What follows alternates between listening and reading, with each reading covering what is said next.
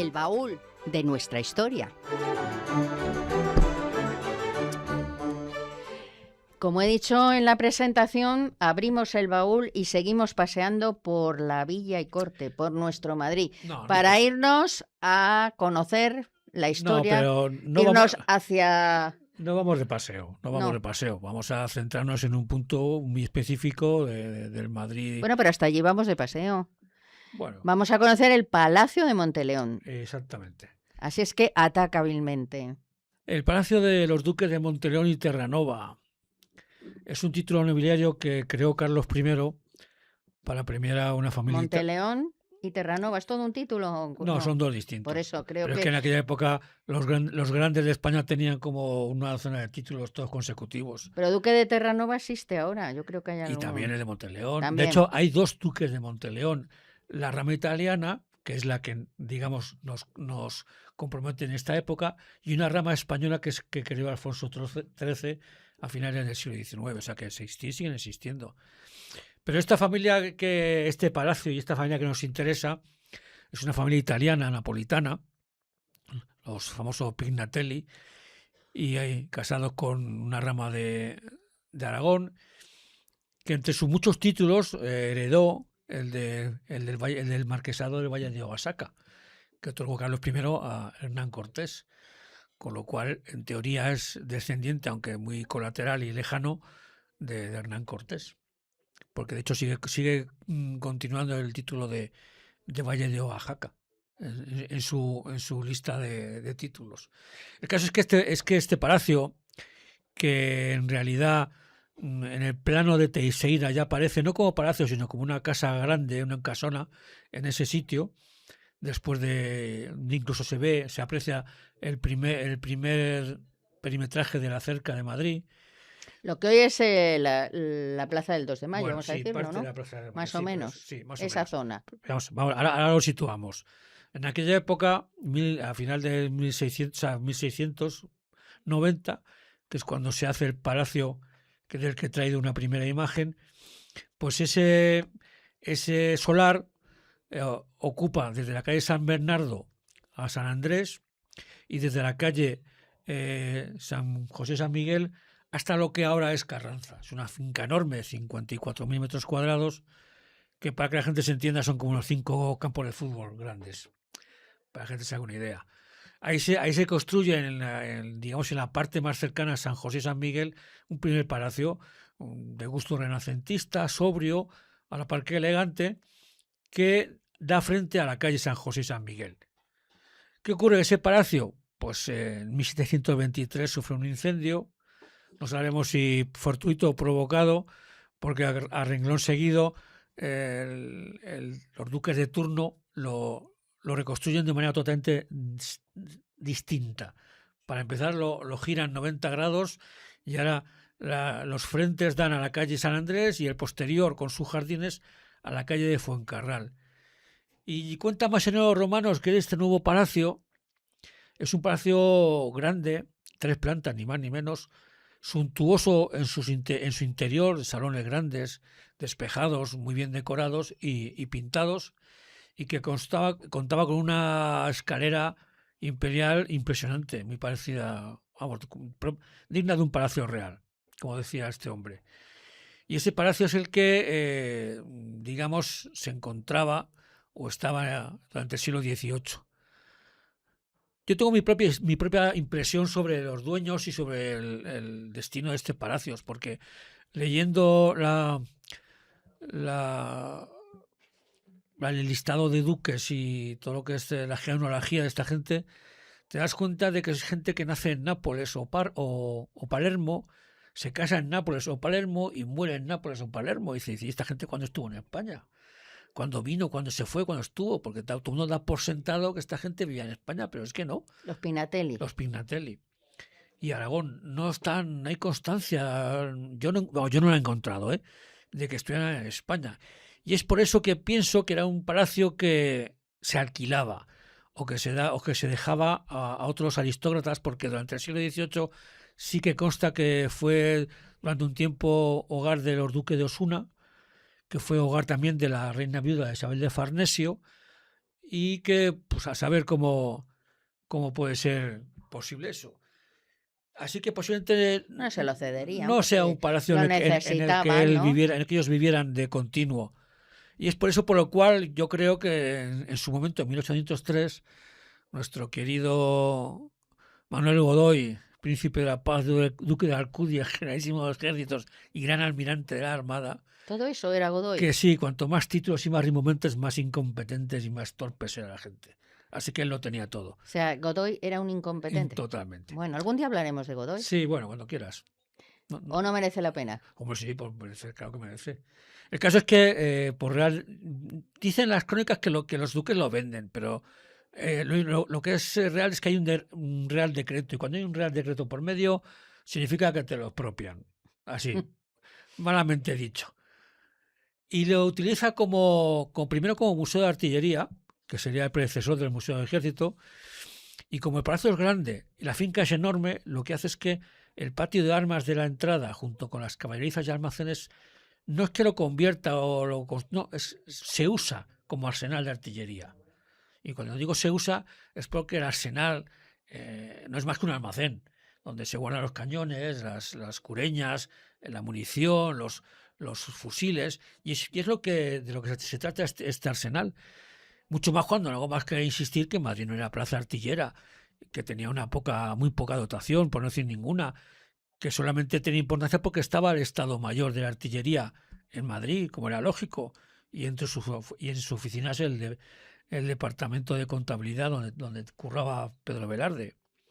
Y de hecho, frente a lo que la gente me dice que en ese día, en ese mes, estaba la tercera compañía del segundo batallón del tercer regimiento, yo me resisto a creérmelo, porque en ese recinto tan pequeño no habría cabido ni de lejos una tropa tan extensa.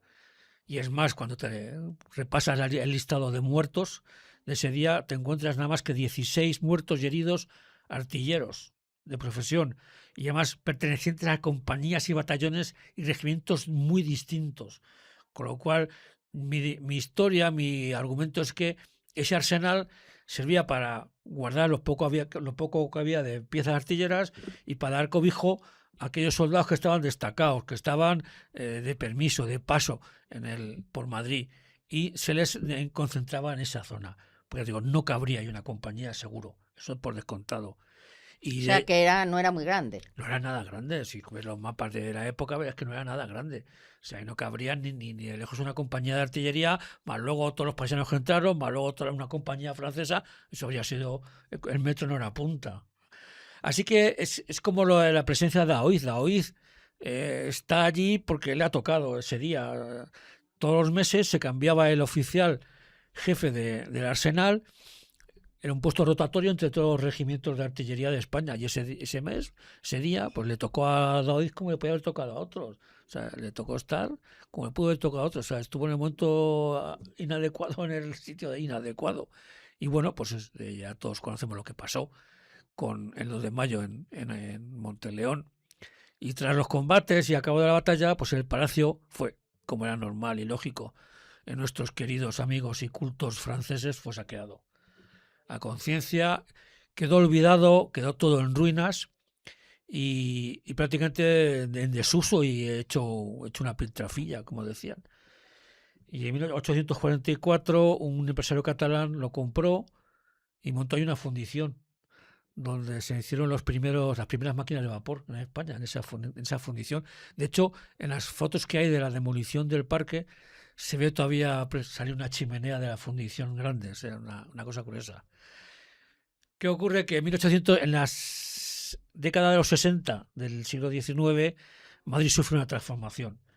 En 1862, aún reinaba Isabel II, se tira la cerca, el muro perimetral que constreñía Madrid, se reforma la Puerta del Sol, se crea la Plaza de Callao y es cuando se reforma la Plaza del 2 de Mayo. Como estamos ya en el 69, en plena locura revolucionaria, pues no se les ocurre más que tirar todo el palacio, todo el solar, el monasterio de las maravillas, porque claro, a estos republicanos que les iba a molestar. Y se crea esa plaza, lo que hoy conocemos, las dimensiones de la plaza del 2 de Mayo actual, se crean en los 69. Se crean además también varias calles, la de Monteleón paralela a San Bernardo, la de Manuel Malasaña y Viño Pastor paralela a Carranza, y se levanta un barrio que es el que conocemos ahora, el que es el mismo que está ahora, incluso las casitas. Puede que incluso que sean del siglo pasado, porque tiene una pinta. En las casas, ahí hay casas muy antiguas. Por eso. Puede ser que sean, pues no te digo de 1860, pero 1880 sí. Y se crea ese barrio muy popular, muy conocido. Malasaña. Muy conocido y que se llama de Maravillas en realidad. Sí. Y a continuación, pues afortunadamente alguien, no sé quién, se le ocurrió, dice, bueno, vamos a respetar algo del viejo palacio y viejo cuartel, y se le ocurrió, pues conservemos la puerta, el arco de entrada. Y durante muchos años ese arco fue el original. Lo que ocurre es que nuestros queridos amiguitos españolitos de la época, tan dados a vandalizar y atacar las cosas, pues la acabaron por casi destruir. Y en el 1869, 89 creo que en una de las rehabilitaciones pues se decide, tirémosla y hagamos una copia lo más parecida posible, que es la que está ahora, la copia esa. Y creo que solo se conserva lo que es el enrejado original, creo que se conserva en el Museo de Ejército, pero no me hagan mucho caso. El caso es que esa plaza con el arco pues es la que ahí conocemos, donde se instaló en el 32 la estatua de David Velarde, pobrecillos míos. Que no te gusta nada, absoluto, no, a mí tampoco. En absoluto. Y David y Velarde yo creo que merecen otra estatua. Hombre, yo creo que como artilleros, yo no soy artillero, pero yo creo que como amante de la artillería de aquella época se merecían algo más riguroso y más histórico, pues con la estatua de Ruiz. Exactamente. Que es preciosa y muy bonita. Y es rigurosa. Y está además en una plaza muy bonita. Y bueno, pues la Plaza del Rey. Que sí. Allá al lado tenía que estar David y Velarde. No, al lado no hace falta que estén. Tenían que estar los tres juntos, o si están, pues está bien como están David y Velarde en 2 de mayo, porque fueron los protagonistas. Y Rey, y Jacinto Ruiz está enfrente del cuartel general de ejército, están viendo dónde están. Pero claro, esas estatuas así de agarraditos de la mano, con esas togas romanas, y he visto que viene. Sí, que no parecen David y Velarde. Exactamente, no parecen en absoluto. Y esa estatua y ese arco hubo que protegerlos con una gran reja de nuestros vándalos, que ya hemos hablado de ellos. Y es la que se conserva hasta hoy. Hay que decir que la Plaza del 2 de Mayo, claro, es un lugar de movida. Ha degenerado mucho, efectivamente, pero porque tampoco hay mucho interés en ponerle coto. O sea, y todavía no es ahora el momento peor, tuvo momentos peores. Allá por los 80, yo creo que los años 80 del siglo XX era tremendo aquello. Yo de aquí, lo que he visto al ayuntamiento es que a las calles estas de David, Velarde y Ruiz, coño, se le pongan un poquito de apellido, o sea, ¿quién sabe quién es? La calle de Ruiz. ¿Quién sabe quién Teniente es Ruiz? Teniente Ruiz debía llamarse. Se tenía que llamar Teniente Ruiz o Jacinto Ruiz. Igual que Daoíz, tenéis así, o Luis Daoíz o Capitán Daoíz. Ponerle un poquito un adjetivo que diga quiénes eran estos hombres. Porque sí, todo el mundo conoce a Daoíz y Velarde. Pero claro, por Ruiz... ¿Tú estás seguro que todo el mundo sabe quién fue? Yo creo que sí, que todo el mundo lo sabe, sí. Que afortunadamente en Madrid sí, a lo mejor fuera no sé, pero aquí en Madrid sí, lo sabe todo el mundo. Pero Ruiz, así, es como llamarse calle de López o calle de García. Pues no, mire, ponle acótalo, que la gente sepa que era un teniente o que era Jacinto, para que tenga un poquito más de conocimiento y conciencia de quiénes eran. Así que bueno.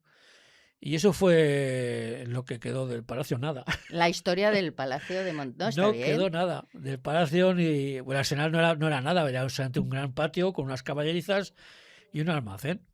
Y todos los cuadros que hay sobre ese combate son bastante erróneos y bastante poco rigurosos históricamente. Pero bueno, ya sabes que... Eso es otra historia. Eso es otra historia. Ya lo vimos en y otra cosa y ya lo vimos cuando estuvimos en el Museo Municipal de Madrid, que están esos cuadros, ya te lo comenté.